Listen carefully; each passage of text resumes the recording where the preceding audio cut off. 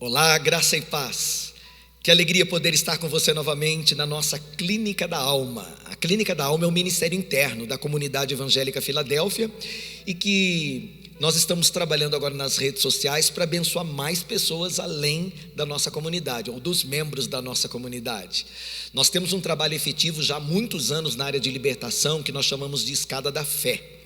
E esse trabalho é bem conhecido internamente. E nós gostaríamos de dar esta ênfase ou esta mesma ênfase para a Clínica da Alma dentro da comunidade para atender os membros e também os não membros, porque muitas pessoas elas podem ser abençoadas participando das nossas celebrações, onde normalmente nós trabalhamos um pouco do assunto, mas também através dos nossos aconselhamentos. Vai haver um momento dentro da nossa ministração em que nós vamos dar espaço para o aconselhamento e mesmo que você não participe da comunidade e queira participar da Clínica da Alma na área do aconselhamento, para poder abrir seu coração, para poder falar, verbalizar seus pensamentos, sentimentos, nós vamos ter o maior prazer em ouvir, em poder ajudar, orar com você, mas isso é para uma outra etapa. Nesse primeiro momento da Clínica da Alma, nós vamos trabalhar a restauração das mentes.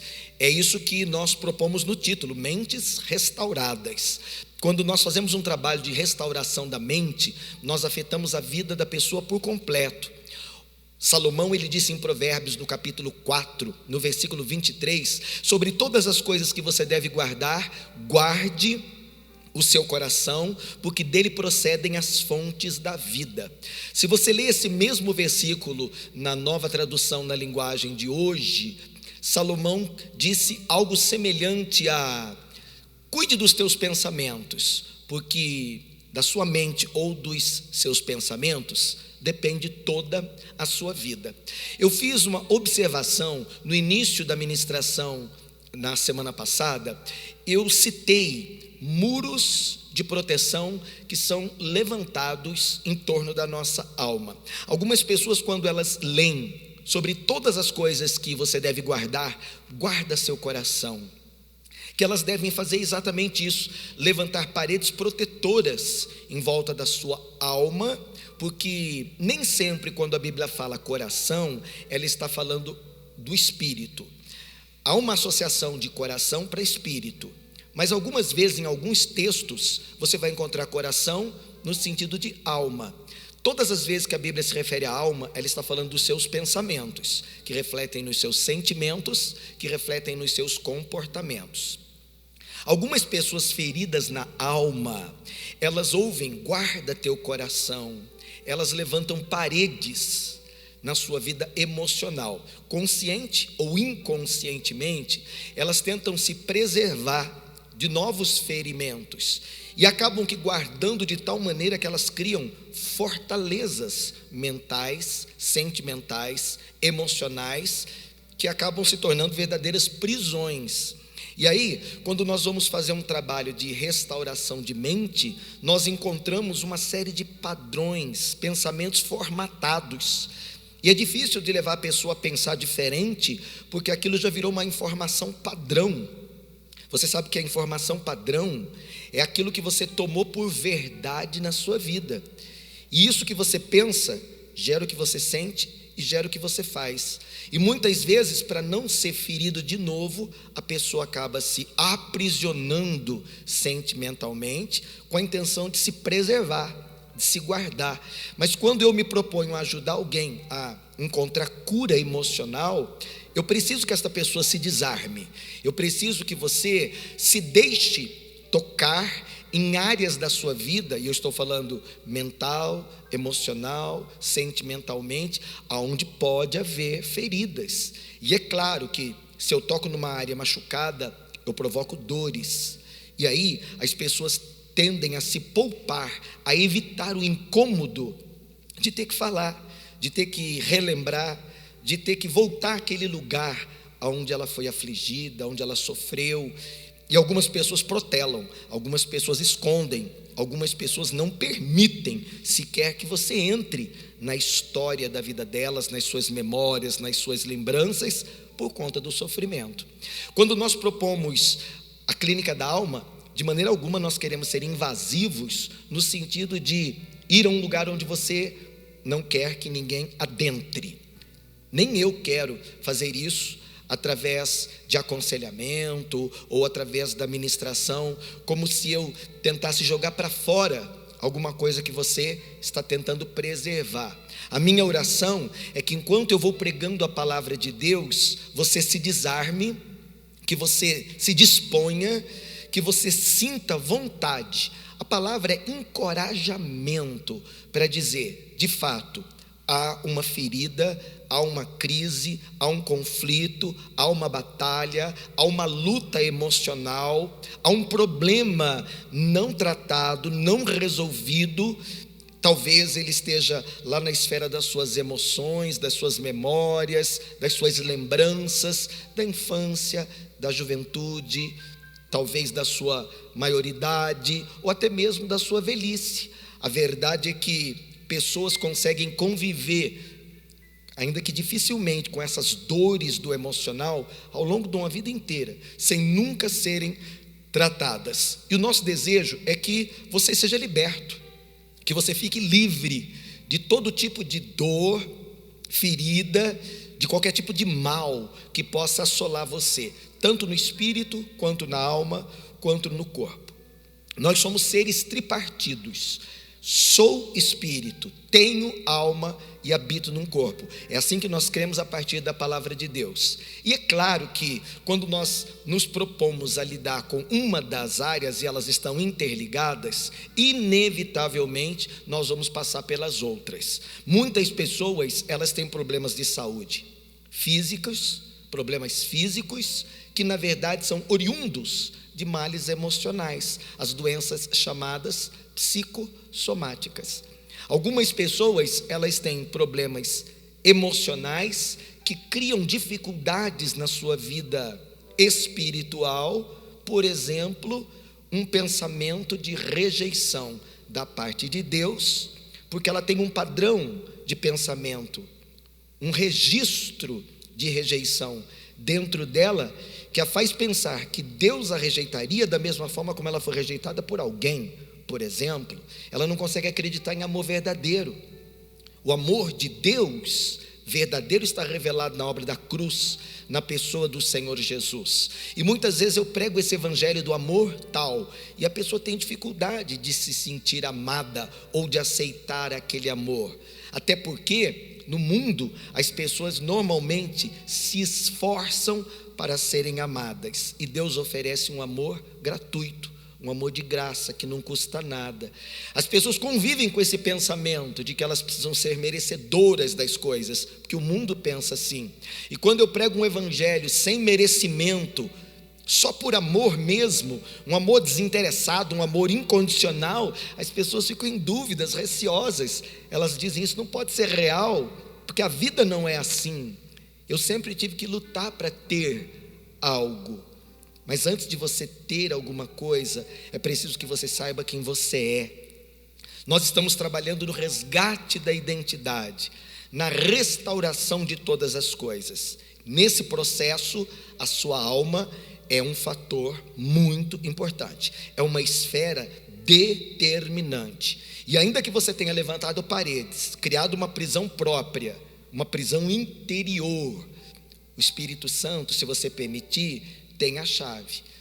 Ele pode abrir a porta, ele pode adentrar os lugares escuros da sua vida, e se você pedir, ele vai lançar luz nas suas trevas, de maneira que vai ser dissipado esse mal, essa nebulosidade, essa escuridão, essa sombra, ou esse assombro, esses sentimentos com os quais você convive, às vezes nem suporta, mas tem que conviver, porque também não sabe como se livrar deles. Essa é a nossa proposta na Clínica da Alma, é através da Bíblia, pregando a palavra de Deus, ajudar você a identificar sentimentos, emoções, pensamentos, comportamentos, dos quais você quer se ver livre, e só vai conseguir através da graça, procede do nosso Deus, da pessoa de Jesus Cristo, da unção do Espírito Santo, do conhecimento de Deus e e do conhecimento de você mesmo. Eu ministrei na primeira aula, no nosso primeiro encontro, no nosso primeiro estudo ou mensagem, a necessidade de você conhecer Deus mais profundamente e confiar nele de todo o seu coração.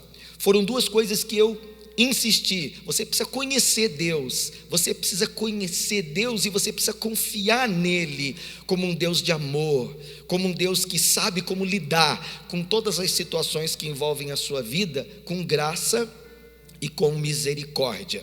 No finalzinho da nossa mensagem, eu disse: você precisa reconhecer que você tem necessidade de ser ajudado, e uma vez que você reconheça, orientado por Deus, é necessário que você siga à risca o tratamento, que você faça exatamente aquilo que o Senhor está lhe orientando. Semana passada ele tirou Elias de dentro de uma caverna escura, de onde ele não queria sair. A frustração colocou Elias naquele lugar de sofrimento, de angústia. Ele se tornou praticamente uma pessoa depressiva, sem perspectivas de amanhã, porque de um novo dia, eu quero dizer, porque ele teve que lidar com uma situação inesperada, e o que aconteceu foi totalmente diferente do que ele imaginou. Ele não soube como lidar com aquele sentimento, e ele adoeceu emocionalmente.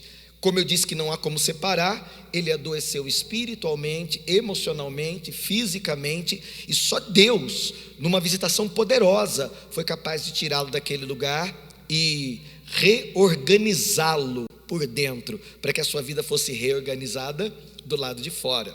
Então, como eu falei sobre Elias, eu quero voltar onde eu te deixei e eu quero continuar. Há um detalhe na Bíblia importante quando a gente fala de Elias, lá em Tiago, no capítulo 5, 17, porque a Bíblia diz que ele era um homem sujeito às mesmas coisas que nós. Eu comecei a nossa ministração falando disso. As pessoas sabem, as que conhecem um pouco mais a Bíblia, que Elias foi um dos mais significativos profetas que viveram no Velho Testamento. Ele era um homem cheio da unção, da presença e do poder de Deus, e foi justamente ele, sujeito às mesmas coisas que nós, que teve esse abalo emocional, esse transtorno emocional tão grande que o colocou num lugar de depressão, praticamente. Eu ensinei, estudando o primeiro livro de Reis, capítulo 17, 18 e 19, na verdade eu pontuei algumas coisas a respeito dele, e alguns sintomas que as pessoas que têm problemas emocionais demonstram, como por exemplo, isolamento, uma necessidade de ficar sozinho, de se separar de todo mundo, não é? De desistência, de abrir mão até mesmo das coisas que você preza, gosta. Elias demonstrou isso também. Ele pensou em desistir de tudo. Ele chegou num nível tão profundo de angústia que ele pediu para Deus a morte.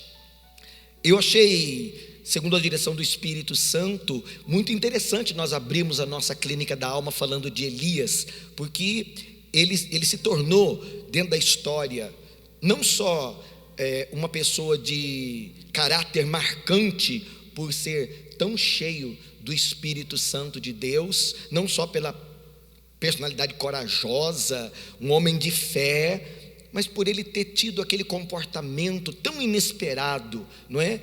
No pico do monte, ele era um homem vitorioso, ameaçado por Jezabel, foi como se a gangorra emocional descesse e ele entrasse num vale quase que sem fundo. Esse transtorno emocional de Elias foi o tema da nossa ministração da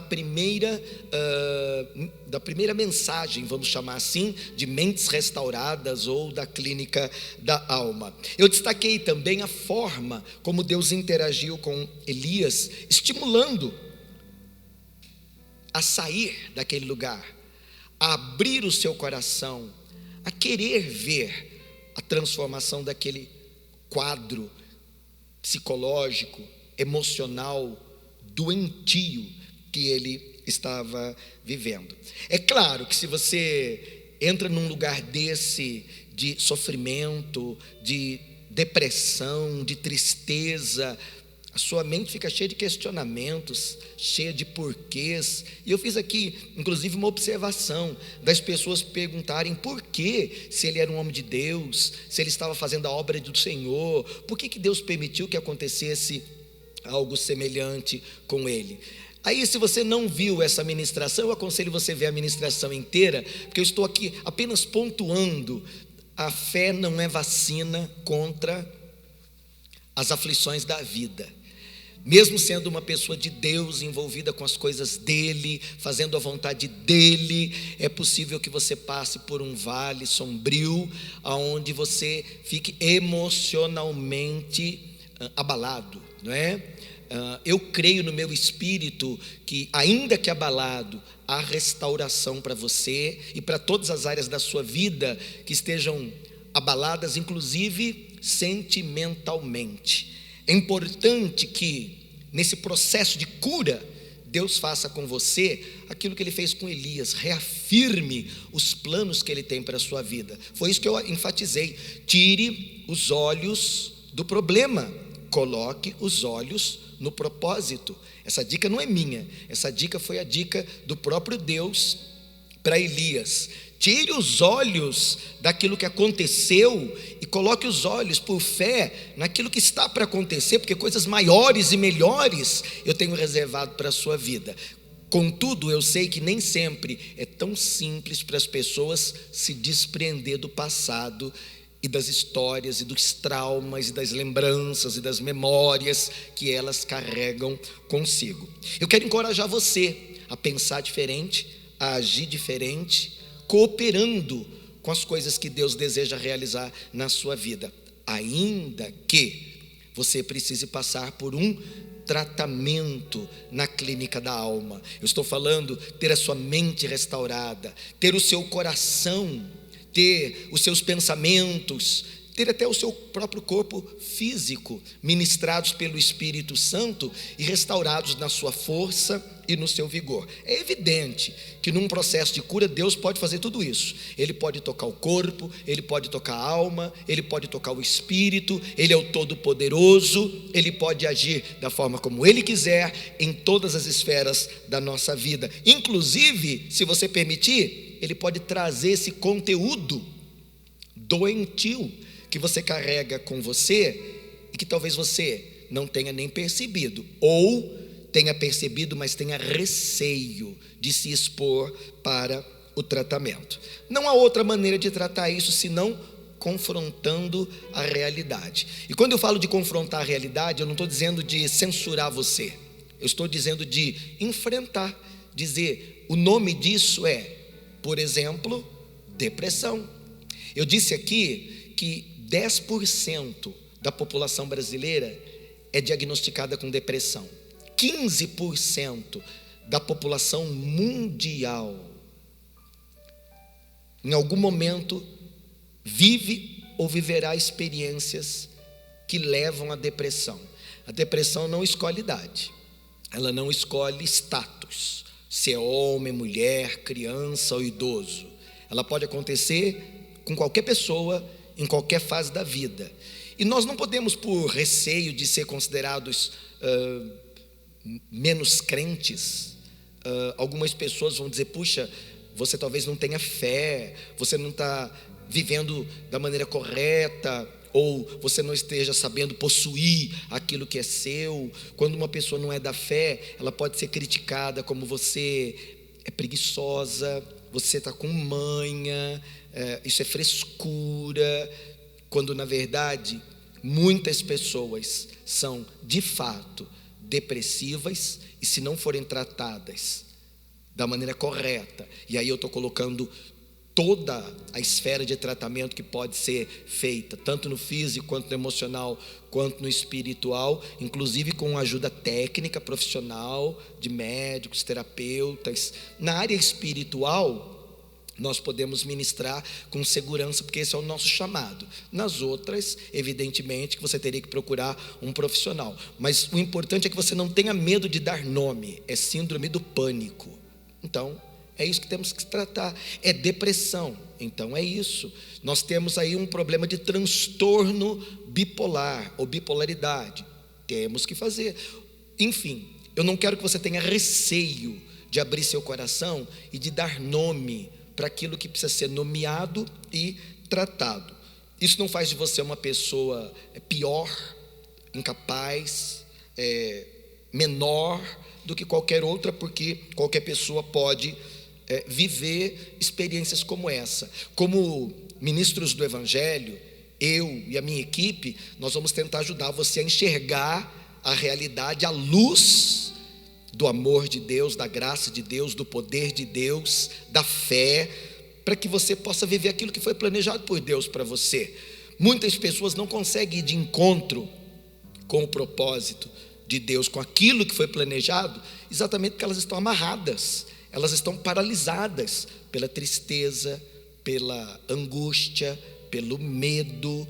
Você sabe que muitas pessoas sofrem com o medo, e é uma coisa que às vezes faz pensar em covardia. Então a pessoa se culpa por ela estar se sentindo amedrontada, insegura, quando na verdade nós deveríamos ter liberdade para dizer, verbalizar o que nós estamos sentindo e sermos tratados efetivamente de acordo com aquilo que estamos vivendo. Deus conhece a sua estrutura, Ele conhece você fisicamente, Ele conhece você emocionalmente, Ele conhece você espiritualmente. Aliás, porque foi Ele quem o fez, foi Ele quem o criou, a sua imagem e semelhança. Por isso, ninguém melhor do que Ele sabe lidar com essa complexidade que é o ser humano. Uma das coisas que eu citei e eu vou reafirmar é a necessidade de, quando você se abre para o tratamento, verbalizar os pensamentos, os sentimentos, os desejos, as motivações. Algumas coisas dentro do aspecto espiritual, elas podem levar à necessidade de libertação. Isso é um trabalho próprio da igreja, não é? A igreja de Cristo faz isso. Mas o fato de você confessar, o fato de você abrir o coração, não será motivo jamais de condenação ou de censura, mas de ajuda específica, focada. Então, se você em algum momento dispor o seu coração a abrir-se, a pedir ajuda, isso é processo de cura. É isso que eu venho ensinando aqui. Você precisa reconhecer primeiro que você precisa de ajuda, e uma vez que você reconhece, verbalizar isso tudo que está aí dentro da sua alma. Será necessário, em algum momento você vai ter oportunidade de fazer isso, de abrir seu coração, porque só assim nós vamos descobrir a causa do problema e não ficar tratando apenas os sintomas, não é, daquilo que você está vivendo na sua realidade espiritual, na sua realidade emocional ou na sua vida física. Em 26 anos de ministério, eu tenho ouvido muitas pessoas. Eu tenho ministrado cura interior, tanto quanto libertação, oração para os doentes. É claro que cada pessoa é única. A gente não pode generalizar e dizer que tudo é tratado da mesma forma, porque quando você senta para ouvir e se deixa guiar pelo Espírito Santo, Ele vai indicando, Ele vai dando direção, Ele vai compartilhando de que maneira a pessoa deve ser tratada. E se você olhar na Bíblia, você vai encontrar uma porção de pessoas, conhecidas e anônimas, sendo tratadas pelo Espírito Santo em todas as esferas, na totalidade do seu ser, de maneira diferente.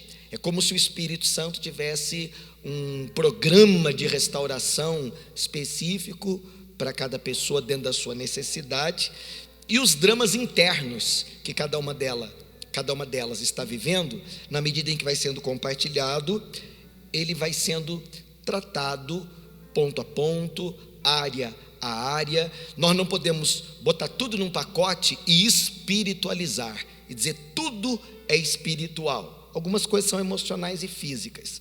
Também não podemos botar tudo num pacote e dizer é sentimental, é emocional, porque às vezes não é. É espiritual e é físico. Também não podemos dizer isso é alma, isso é espírito, quando na verdade pode ser natural, pode ser apenas físico. Então é necessário sim uma investigação, um trabalho cuidadoso, para que, uma vez identificado, a pessoa tenha a oportunidade de verbalizar. Bispo, eu queria fazer uma pergunta, e eu estou pensando por você. Essa verbalização, ela sempre tem que ser para alguém, outro ser humano? Às vezes não. Há pessoas que, pela Bíblia, por instrução, como eu estou fazendo aqui, elas conseguem se autoministrar, elas conseguem fazer o processo sozinhas, e isso é possível, sem a ajuda de um terceiro. Quando eu falo de você verbalizar, você pode falar para outra pessoa, mas você lembra na história de Elias, que o próprio Deus encontrou ele na caverna e disse: Elias, o que você está fazendo aqui? Eu já tenho feito algumas mensagens na comunidade a respeito de verbalização, onde as pessoas falaram com o próprio Deus, e a gente chama isso de oração. Algumas pessoas, elas pensam que oração é alguma coisa religiosa, formal, ritual, alguma coisa que você tenha que fazer com palavras adequadas, de um modo adequado, para você ser correto naquilo que você diz, inclusive atendido naquilo que você está pedindo ou falando. Na verdade, não é nada disso. A oração não é mais do que uma conversa com Deus. E nesse processo de você se tratar, se curar, a verbalização, ela vai ser necessária.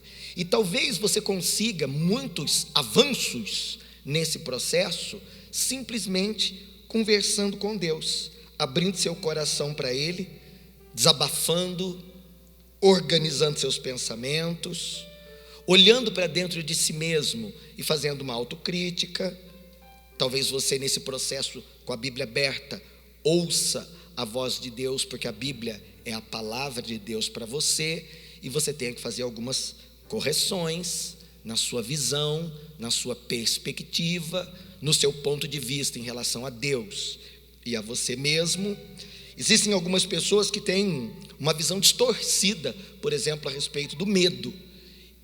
Mas em Deus é possível você se recompor, se reorganizar física, emocional e mentalmente, inclusive para viver o propósito dele, como aconteceu com Elias, o nosso personagem na semana passada.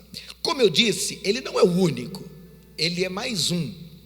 Mas por que você usou Elias? Primeiro, porque o Espírito Santo me instruiu, e segundo, porque a Bíblia diz que ele era um homem igual a todos nós. Ele é um bom exemplo de igualdade.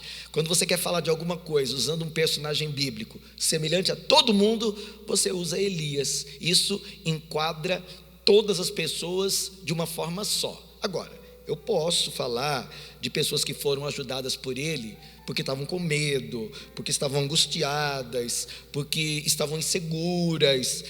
Você vai encontrar na Bíblia muitas pessoas que foram encorajadas por Deus a prosseguirem na direção do futuro que ele havia planejado, e muitas delas reagiram positivamente ao estímulo do Espírito Santo.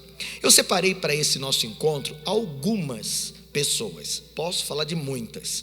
Ao longo dos nossos encontros nas terças-feiras, na Clínica da Alma, estudando mentes restauradas, eu posso citar jovem, homem, mulher, idoso, pessoas de posse, pessoas pobres, pessoas cultas, pessoas que eram consideradas indoutas, enfim. Você vai encontrar na Bíblia uma quantidade enorme de situações onde pessoas passaram por processos de restauração da alma, ou, como eu tenho chamado aqui, na clínica do Espírito Santo de Deus. Se você tiver com a sua Bíblia aí, e se você quiser acompanhar comigo, você pode. Se não, você pode só me ouvir, depois você volta ao texto, volta ao vídeo, pega a sua Bíblia, faz anotações, ouvindo o vídeo de novo mais calmamente. Eu separei um texto para pensar com você, em Gênesis, no capítulo 12, no versículo 2 em diante, até o versículo 6, na Nova Versão Internacional. Um texto interessante que fala de Abrão, o Abraão que Deus mudou o nome. Aqui ele ainda é Abrão. Há uma inquietude, há um incômodo no coração e na mente de Abrão, que está registrado aqui. Mas Abrão perguntou. Perceba, ele está falando com Deus, ele está verbalizando o que ele está sentindo.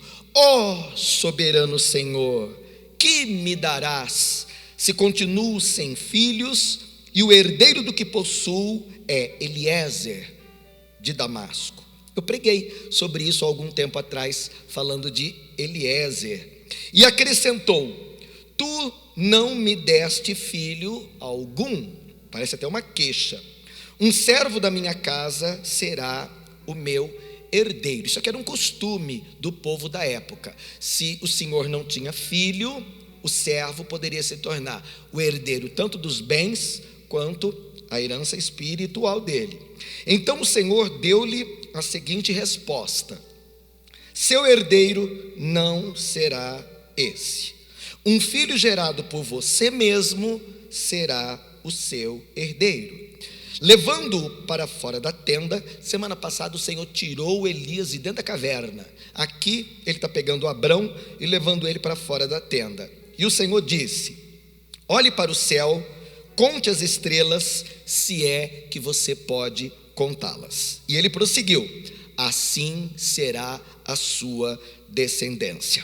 Abrão creu no Senhor e isso lhe foi creditado como justiça. Esse texto é conhecido de muitas pessoas, esse bate-papo de Deus com Abraão e vice-versa. É claro que esse nível de conversa aqui dá a impressão de que era assim num face a face. Eu vou dizer para você que Abrão estava orando e o Espírito do Senhor, o próprio Deus, estava falando ao seu coração. Por isso, verbalizar o que você está sentindo faz parte do processo de Deus tratar com a sua alma quando ela está inquieta, cansada, abatida, desanimada. Bispo, o que você me sugere quando eu me sinto assim? Vai orar, mas vai orar com a Bíblia aberta. Por quê? Porque Deus pode fazer você se lembrar de textos, o Espírito Santo faz isso.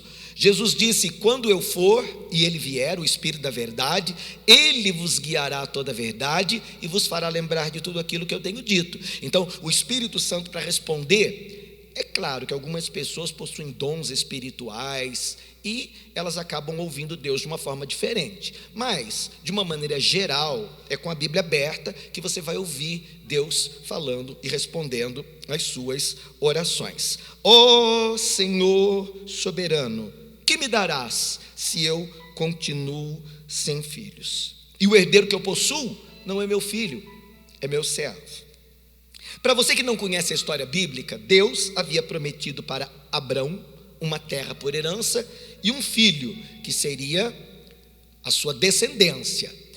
O fato é que o tempo foi passando. Eu não vou falar aqui em quanto tempo, porque algumas pessoas levam tudo ao pé da letra e elas vão dizer: puxa, será que isso é alguma coisa que o bispo está dizendo para eu meio que nortear? Então eu não vou falar de tempo nenhum. Mas passou algum tempo, esse bebê não nasceu e por conta do tempo o Abrão se afligiu. Além do mais, a sua mulher, que já era de uma certa idade, era estéril. Então nós temos dois agravantes aqui: a mulher estéril, então ele teria que viver uma experiência de milagre, de cura da esterilidade, para que ela pudesse gerar, ainda mais na velhice, não é? E esta terra que o Senhor havia prometido, o próprio Deus havia dito para ele, para o Abraão, que o seu povo viveria escravo e depois de tanto tempo esse povo seria levado. Enfim, eu não vou ficar dando detalhes aqui do quão distante parecia o cumprimento de toda a promessa. O fato é que o tempo estava aí no meio do caminho. E eu tenho ensinado às pessoas: o tempo tem que ser o seu aliado e não o seu inimigo. Mas no caso aqui, ele está perturbando o Abrão, que está preocupado e muito triste.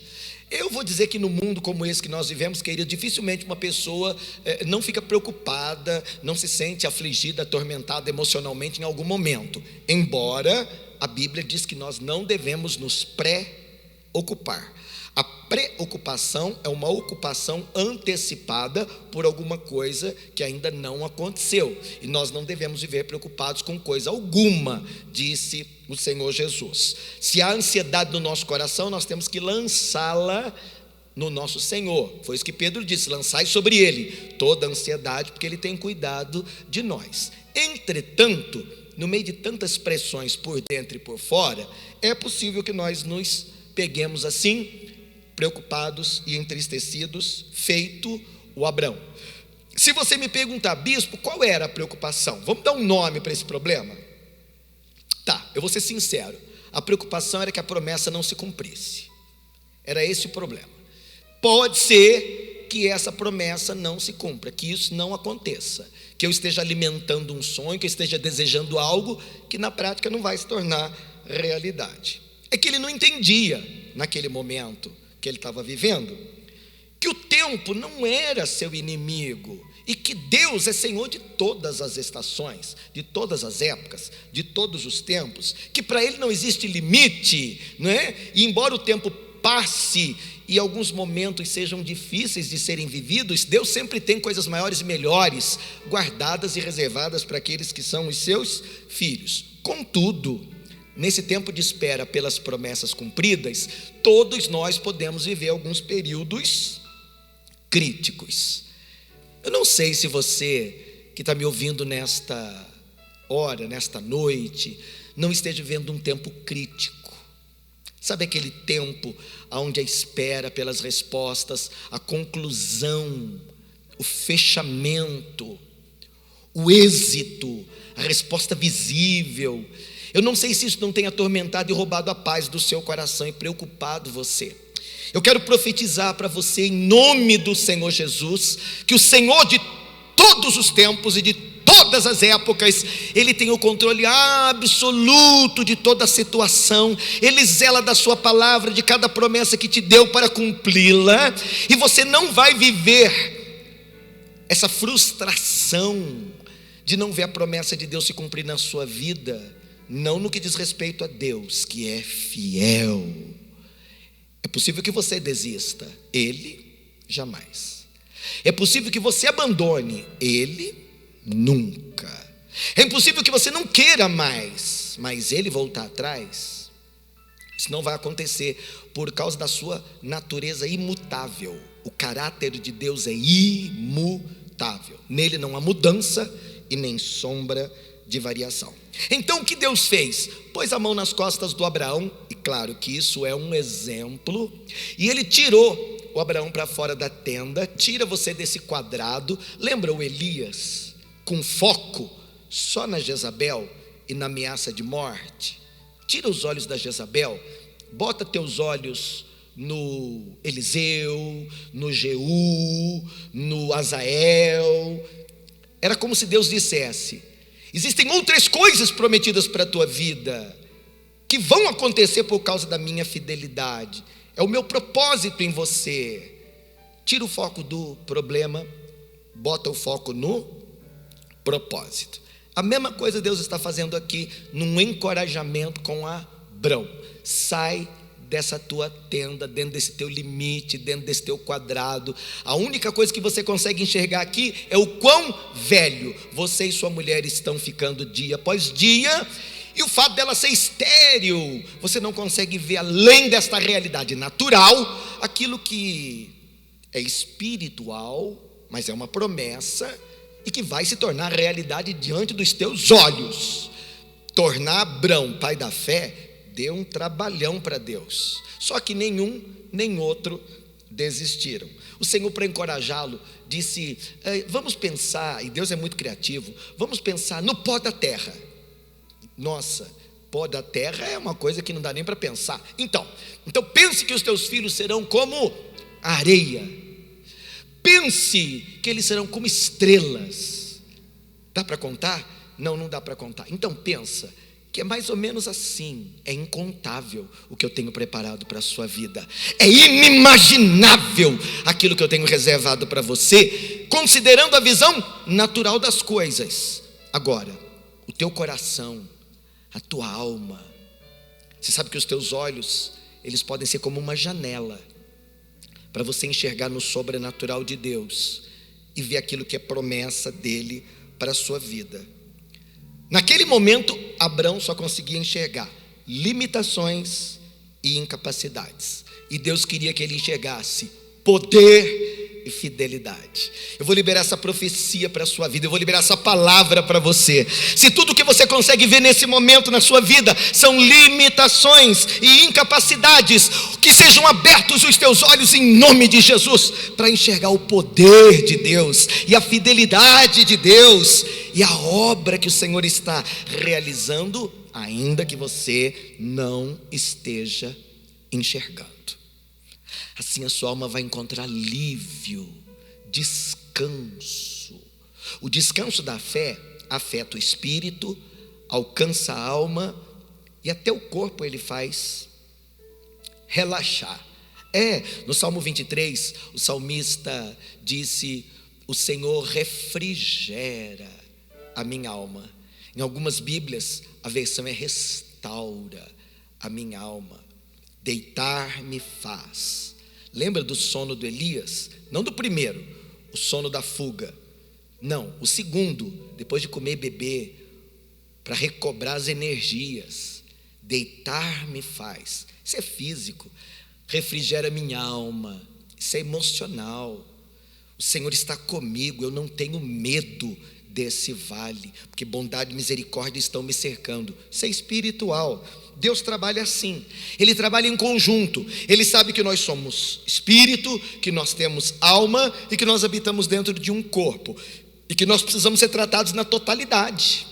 O ser humano é muito complexo. Eu não sou fácil, e você não dê risada não, porque você também não é nada fácil.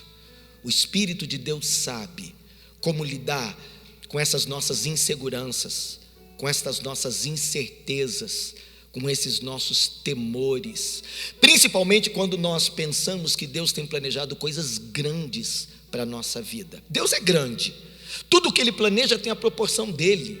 Então, eu não posso dizer para você se contentar com as coisas pequenas, e eu não estou falando de gratidão. Gratidão você tem que sentir por tudo, em tudo dai graças, porque essa é a vontade de Deus em Cristo Jesus o Senhor. Ele é Deus das coisas extraordinárias e é Deus dos detalhes também. Contudo, eu estou dizendo, Deus quando planejou, Deus quando escreveu o livro da história da sua vida, o desígnio de Deus para você tem a grandeza dele. Por quê? Porque Deus nunca pensou que você viveria o plano dele na sua força, na sua capacidade, na sua limitação. Deus sempre pensou em você vivendo e se movendo na graça dele, no poder dele, na força dele. Por isso é que Jesus Cristo morreu na cruz e entregou a vida dele para você. Você recebeu a vida do Cristo na pessoa do Espírito Santo, não por força, disse Zacarias, não por violência, mas pelo meu Espírito, diz o Senhor. Então, o que está em jogo aqui, ou a questão, não são as limitações da vida, nem as suas incapacidades. O que está aqui em questão é o quanto Deus é poderoso e fiel para cumprir na sua vida tudo aquilo que Ele prometeu e planejou fazer para a sua glória. Eu estou falando para a glória dEle e para a sua alegria, porque o desejo de Deus é que você seja forte, saudável, que você tenha bom êxito em todas as esferas, em todas as áreas e em todos os sentidos. Você sabe uma outra pessoa que diante da grandeza do chamado sentiu muito medo daquilo que Deus havia planejado? Josué. Você sabe que Josué é o nome hebraico para o nome Jesus. Josué, ele foi aluno de um dos personagens mais importantes e significativos na história de Israel, que é Moisés. Moisés é o grande libertador do povo que tirou o povo de Israel do cativeiro egípcio.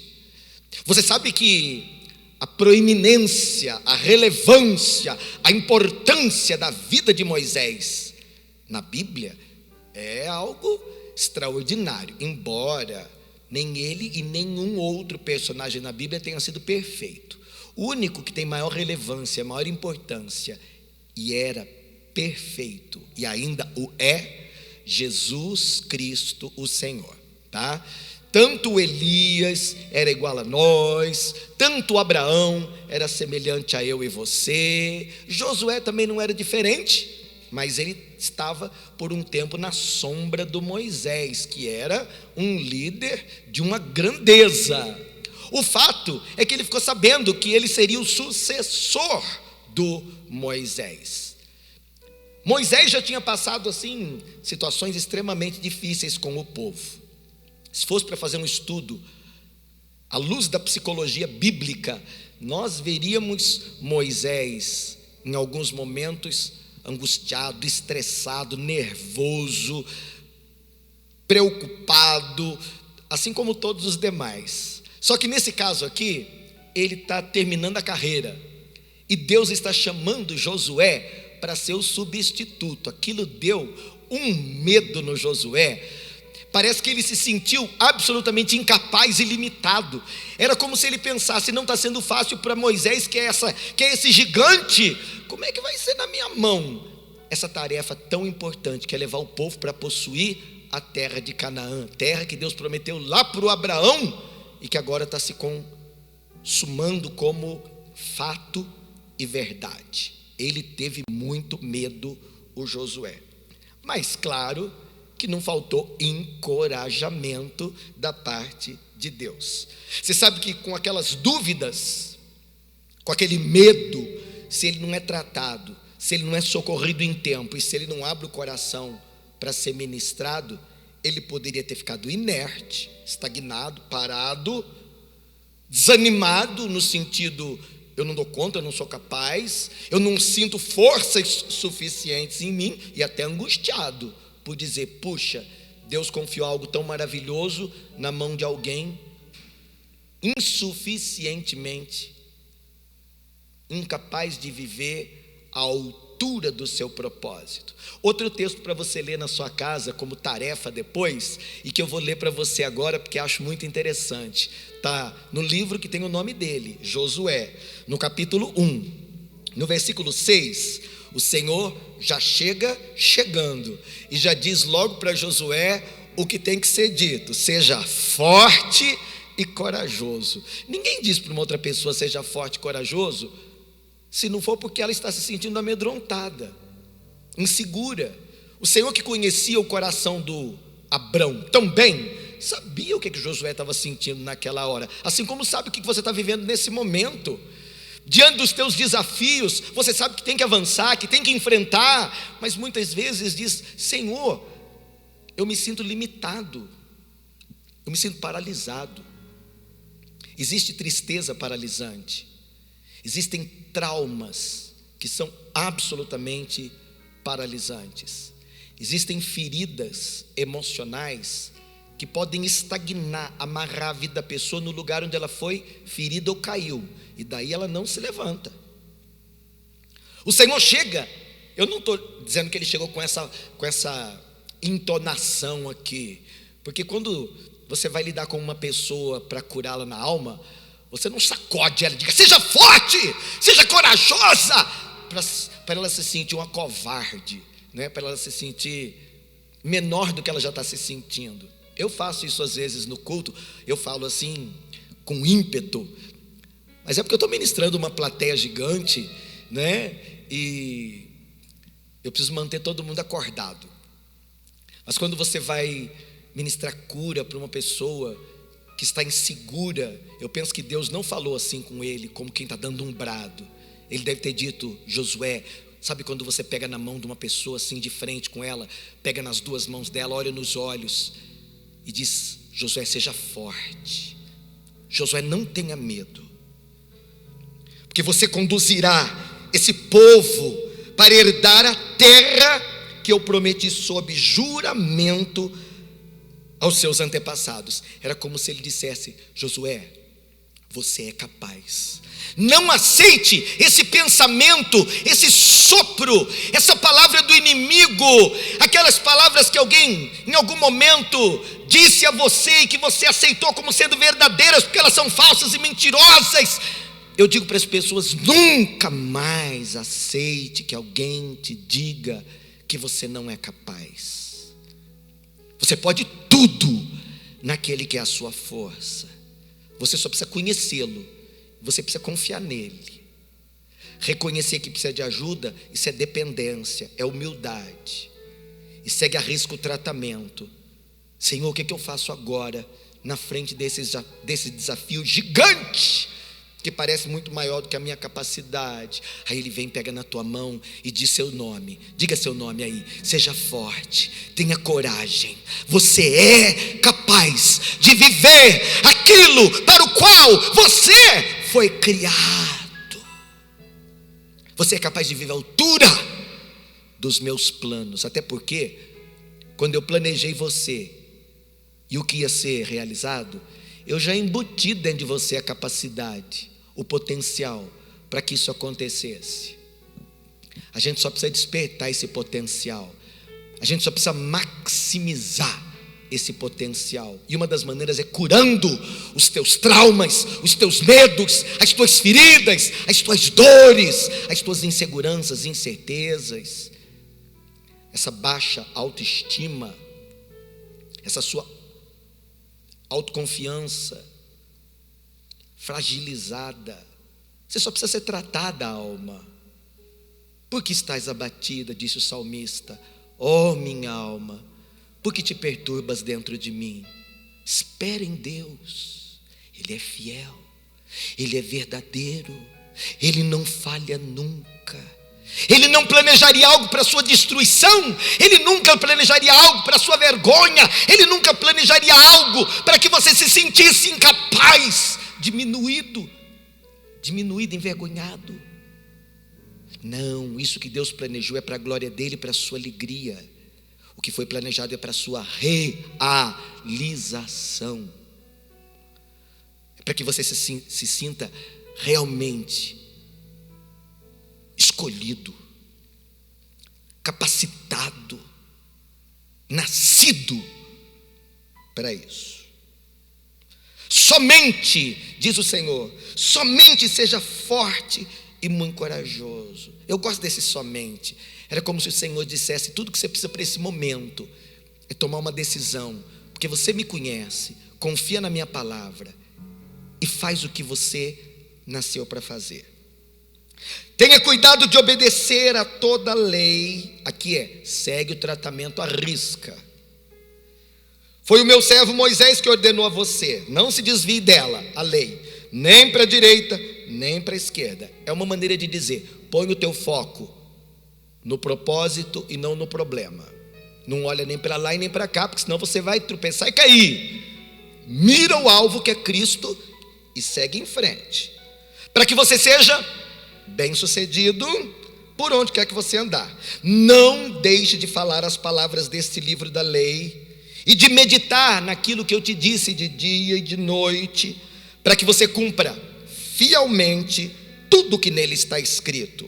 Só então os teus caminhos prosperarão e você será bem-sucedido. Não fui eu que falei, não fui eu que ordenei a você. Eu não queria que você pegasse essa palavra ordenei como se Deus estivesse colocando Josué na parede e dizendo: você não tem escolha, eu te ordenei. Isso aqui vai inspirar o legalismo. É como se Deus dissesse, é como se você dissesse: eu só serei amado e aprovado se eu fizer exatamente aquilo que a lei determina. Em relação à lei, queridos, nós todos somos incapazes de agradá-lo. Jesus Cristo veio ao mundo não para abolir a lei, para satisfazer a lei. Ele a satisfez no Calvário, de modo que a lei não é mais um problema para nós, porque nós não estamos debaixo da lei, mas debaixo da graça. O pecado não tem domínio sobre nós, o Espírito Santo é quem nos guia. A vida que nós vivemos é a vida de Cristo, que que habita dentro de nós.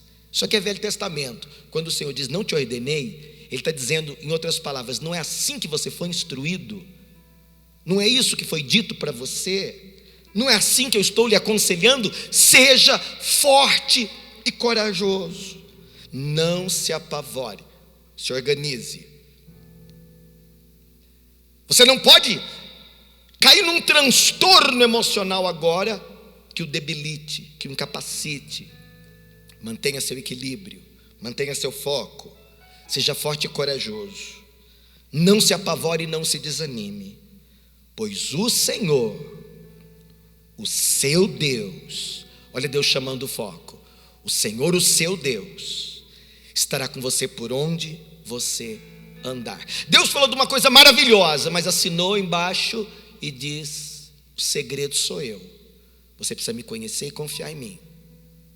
Dá o passo da fé e eu confirmo a vitória que eu te prometi. Você sabe, querido, que o Espírito Santo de Deus, Ele tem nos dado uma grande oportunidade nessa escola, nessa clínica, nessa aula, nessa mensagem. Você pode chamar do jeito que você achar melhor, para nós restaurarmos todas as áreas da nossa vida que foram abaladas pelo tempo, pelas circunstâncias. Talvez o pior abalo veio de alguém que você ama, e aí você diz, é pior e mais difícil de superar. Se fosse o inimigo, eu me levantaria contra ele em fúria, mas é contra pessoas que eu amo e prezo. São estas pessoas, as mais próximas, que deixaram em mim marcas mais profundas. Eu não quero o mal delas, mas eu não consigo me livrar do mal que elas causaram em mim. Deus está nos dando a chance de ver restauradas todas as coisas na nossa vida, inclusive os relacionamentos que se quebraram, as alianças que se partiram, amizades, cumplicidade, confiança. A gente tem que encontrar a causa para poder tratar. Normalmente, uma pessoa que tem muitos problemas de alma tem uma ferida central. Essa ferida central nutre todos aqueles sentimentos ruins. E quando a gente detecta esta ferida, a gente tem que ir lá. E às vezes, querido, aquilo está inflamado, tem muito tempo. Aquilo tem casca, tem crosta. É como um furúnculo. Você tem que apertar e a pessoa vai dizer, está doendo. E você tem que dizer, é necessário para que isso seja expurgado da sua vida. Às vezes, querido, brota daquilo uma porção de coisas muito ruins. Amargura, ódio, vingança. A gente vai verbalizando, a gente vai confessando, a gente vai se despojando daquele trapo e vai limpando aquilo no mais profundo possível para poder botar o bálsamo, o remédio e haver a cura. Bispo, isso é possível? Talvez homens tentem fazer isso e consigam até um certo ponto. O médico vai até onde a medicina leva, o psicólogo vai até onde a terapia alcança. Aí chega talvez um lugar, querido, que só o Espírito Santo, no seu poder sobrenatural, consiga tocar no seu íntimo, no seu profundo e transformar para o louvor da sua glória. Nesse aspecto eu digo que tudo é possível, porque Deus faz. Não haverá impossíveis para o Senhor, o nosso Deus. Esta palavra vem do próprio Senhor Jesus. Qual é o segredo? O segredo é você conhecer, é confiar. A palavra de ordem hoje é depender. Nós dependemos dele independente dos nossos acertos ou dos nossos erros. Se houver disposição para ser tratado, e ela é fundamental, pode haver sim cura em todos os sentidos. Eu estou falando de espírito, alma, corpo, família, finança, profissão, ministério, qualquer coisa que você queira colocar nessa lista, cabe se você estiver com os seus olhos focados em Deus, um Deus de restauração, um Deus capaz de reconstruir tudo na sua vida, por intermédio da sua graça, por intermédio da sua misericórdia. E isso tudo você vê escancarado na cruz, no sacrifício do Senhor Jesus. Ali Ele pagou o preço de fazer de você um mais que vencedor em todas as coisas. Então eu quero sugerir algo para você. Eu quero instruir você hoje, você que está buscando cura interior, você que está frequentando a clínica da alma, você que quer a sua mente, a sua vida toda restaurada, invista no seu relacionamento com Deus, porque Ele é a primeira pessoa para quem você deve verbalizar as suas dores. Ele é a primeira pessoa para quem você deve falar. Até porque, querido, no fundo, cada um vai até onde pode ir, dando o seu melhor. Mas isso que você precisa de fato, só Deus faz. Homens não fazem milagres, Deus opera milagres. Dentro de você e ao seu redor, quando você dispõe o coração e diz: Senhor, eu tenho o recurso A que está me ajudando, o recurso B que está me favorecendo, eu tenho à disposição a ajuda de C e está fazendo toda a diferença, mas o melhor de todos pode não ser suficiente. E se for em relação à vida espiritual, que é o centro da sua história, a essência da sua vida, aí, querido, só o Espírito Santo. Eu vou dar um último exemplo para você, para nós orarmos, de uma pessoa que passou por muitos sofrimentos enquanto esteve aqui na terra, e era um homem de Deus. Eu acho que ninguém na história conheceu tão bem a graça de Deus revelada na cruz, na pessoa do Senhor Jesus, morto e ressuscitado, como o apóstolo Paulo. Mas parece, querido, que ninguém nesse mundo sofreu tanto feito ele. Eu acho que se as pessoas sofressem 1/10 do que ele sofreu, elas desistiriam. Se você ler na sua casa, eu nem vou ler agora, um pouquinho das reveses, das lutas que ele passou, não pode ler em casa. Eu não vou ler, porque se eu ler agora você vai dizer: nossa, bispo, me deu até um desânimo, então eu não vou ler. Lê você depois.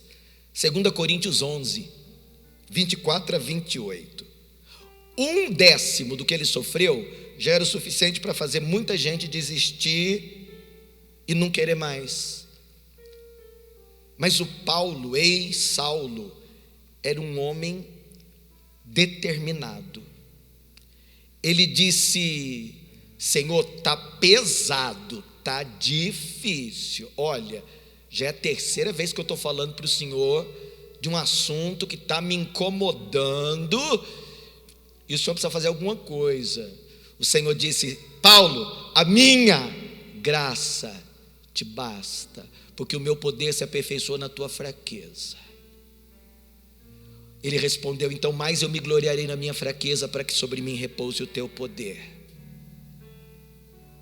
Paulo é o tipo de homem que se apoia na graça de Deus e diz: se Deus é comigo, eu consigo. Eu queria que você dissesse aí onde você está: se Deus é comigo, eu consigo. Se Deus é comigo, eu consigo. Bispo, tem um segredo do Paulo tão sofredor sair vitorioso lá na frente? Claro que tem. Filipenses, que ele escreveu, capítulo 3, versículo 13 e 14. Irmãos, disse Paulo, eu não penso que eu mesmo já o tenha alcançado, mas uma coisa eu faço. Eu gosto disso aqui, querido.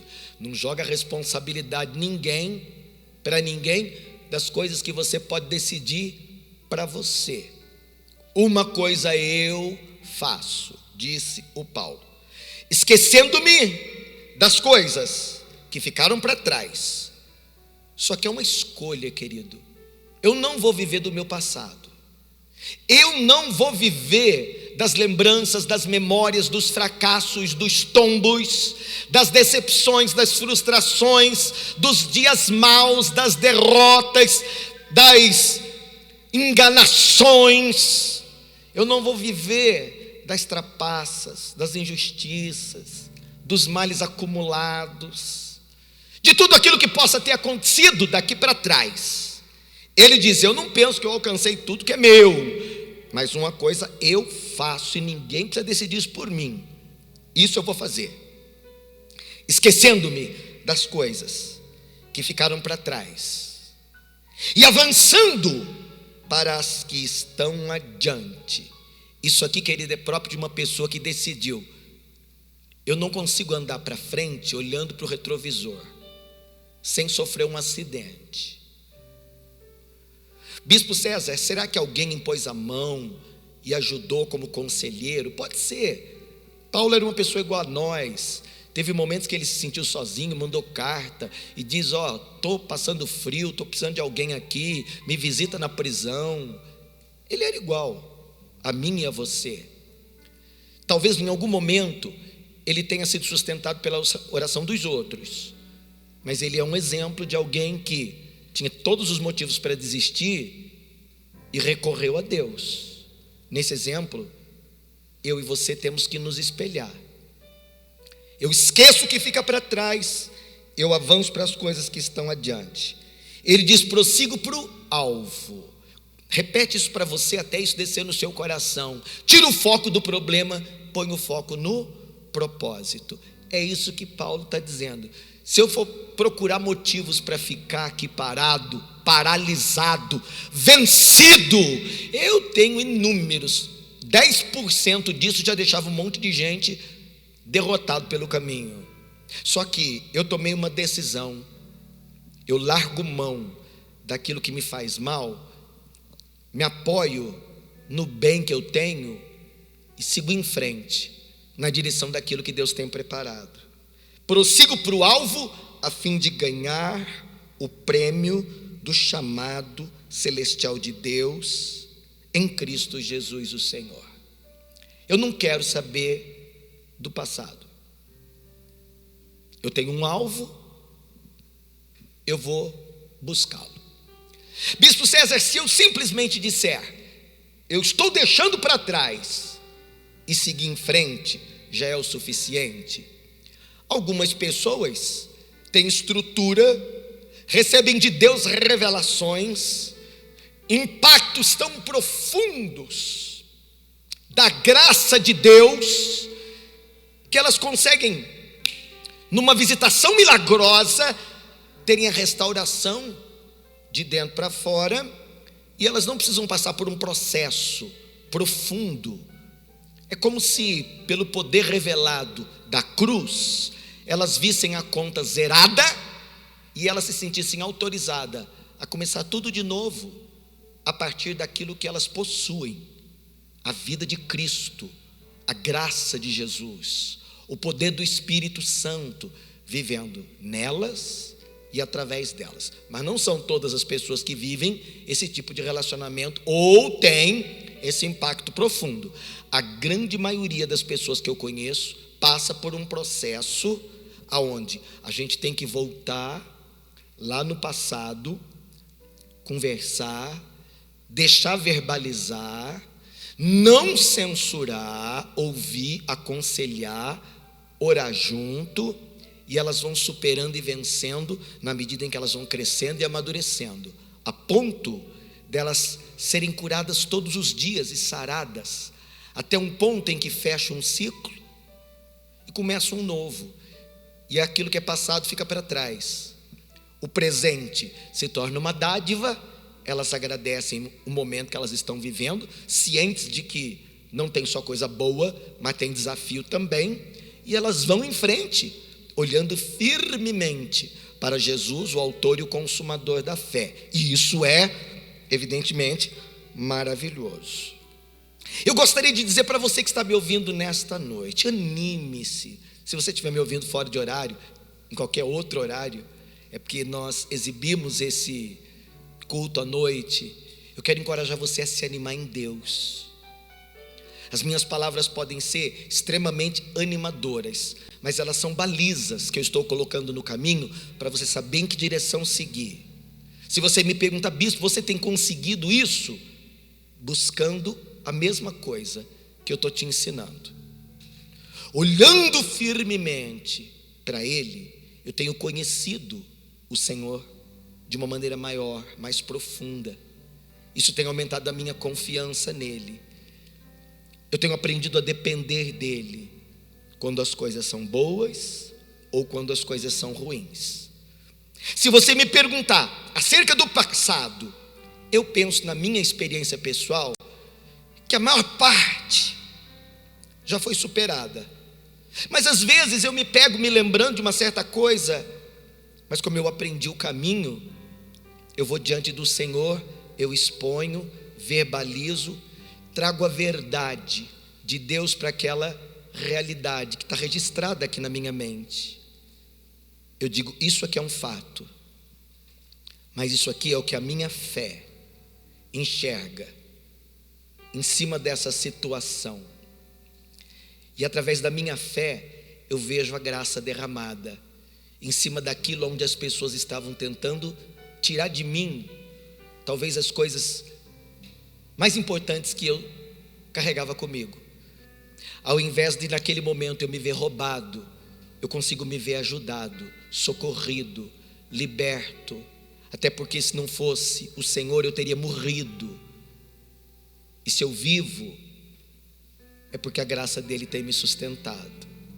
Ao invés de chorar aquele fato, eu louvo, porque eu vi a mão de Deus ali, agindo de maneira imperceptível. Eu consegui ver ali, nos bastidores, a mão do Senhor fazendo algo que aos meus olhos, no momento, não parecia real para mim. Se você me ouviu falando dia desses a respeito de Davi, quando ele voltou e viu a cidade queimada, é isso que eu estou dizendo. O inimigo estava queimando, ele estava 3 dias à frente. O rei mandou ele voltar, e ele nem entendeu porque estava voltando, que Deus estava cuidando da família que estava sendo levada prisioneira. Naquele momento, um amalequita deixa um servo egípcio para morrer no caminho, e é esse servo egípcio que vai conduzir Davi ao acampamento do inimigo para ele resgatar a família que estava escravizada. Todas as coisas estão sendo orquestradas por Deus para o nosso benefício. O que nós temos que fazer é confiar nele, mesmo quando nós deparamos com aquilo que parece impossível. Bispo, o que é que você me indicaria nesse momento? Que você desenvolvesse esse novo pensamento, que nem sempre Deus me livra da guerra, mas às vezes Ele me livra na guerra. O fato não é se é da ou se é na. O fato é que Ele me salva. Ele é a minha salvação. Ele é o meu libertador. Independente do que acontece, no final das contas eu sou livre, porque Ele está comigo, porque Ele é o meu Senhor. Eu confio nele, eu dependo dele, eu espero nele todos os dias. Eu quero orar com você, pedindo ao Espírito Santo que traga revelação para o seu coração, para que você não conheça apenas de ouvir falar. Jó passou por um momento muito ruim na sua história. Aliás, a história dele é um clássico. E no final da história, depois que ele tem tudo restaurado, ele diz: eu te conhecia de ouvir falar, agora os meus olhos te veem e eu ando contigo. A minha oração é para que Deus se revele a você de uma maneira como você ainda não o conheceu. Um Deus todo graça, um Deus todo misericórdia, um Deus todo poder, um Deus todo fidelidade, um Deus todo amor, um Deus capaz de abraçar a tua história inteira com a mesma graça, banhar o teu passado, banhar o teu presente, e você descansar sabendo que o teu futuro já está inundado desse mesmo amor incondicional.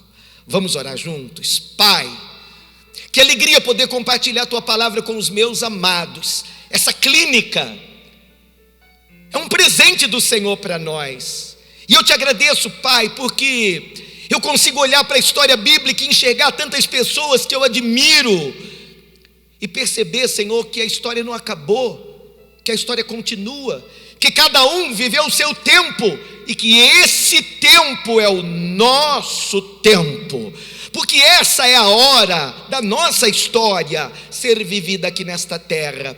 E eu quero te louvar e te bendizer, porque num passado uma cruz foi levantada e uma graça foi derramada através do teu sangue, Senhor Jesus, cobriu o meu passado e me libertou da escravidão que poderia me manter prisioneiro de uma velha história.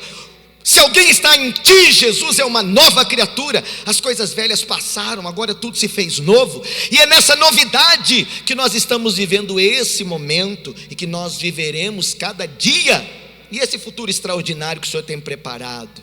Senhor, eu creio que estava no teu coração esse projeto Clínica da Alma, e que muitas, milhares de pessoas serão alcançadas e abençoadas e curadas, mentes serão restauradas, e com elas todas as áreas da vida deste homem, desta mulher verão a bondade, a fidelidade, o poder do Senhor.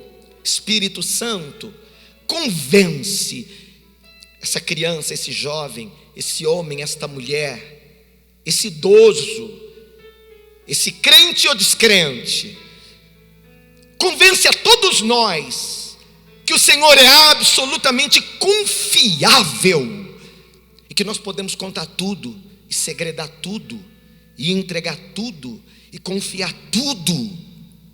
O Senhor é o mesmo ontem, o Senhor é o mesmo hoje, o Senhor é o mesmo eternamente. Eu sei que para o Senhor não existe tempo cronológico, esse tempo só serve para nós, mas porque o teu nome é eterno, eu sei que o Senhor pode invadir pelo teu poder esses lugares escuros do ontem e iluminá-los com a tua graça e favor, de maneira que toda sombra, toda treva, toda prisão, cadeia, grilhão, todo domínio, seja na esfera dos pensamentos, dos sentimentos, das emoções, das memórias, seja, Deus, os pensamentos que estão gerando hoje sentimentos e comportamentos. O Senhor é poderoso para trazer transformação para esse momento, através da tua graça derramada e da tua unção que quebra o jugo. Eu creio, Espírito Santo, que não vai haver jugo na vida desse homem, desta mulher, senão o teu. Mesmo que ele chegue hoje, que ela esteja hoje diante da tua presença cansada e sobrecarregada, talvez alguém tenha assistido esse culto oprimido, eu profetizo o teu descanso, eu oro pelo teu alívio, pelo teu escape, pelo teu livramento. Eu oro, Deus, para que haja transformação de dentro para fora, inclusive da situação. Dá sabedoria, estratégia, direção, inteligência. Dá, Senhor, a cada uma destas vidas a instrução devida.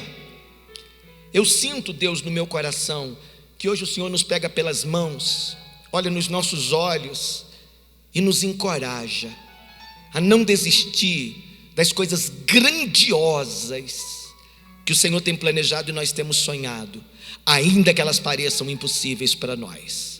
Deus de toda restauração, restaurador de todas as coisas, manifesta o teu poder nessa hora, seja no íntimo, no silêncio do quarto, dentro da sala, enquanto essa lágrima rola, enquanto Deus, tantos pensamentos vêm à memória.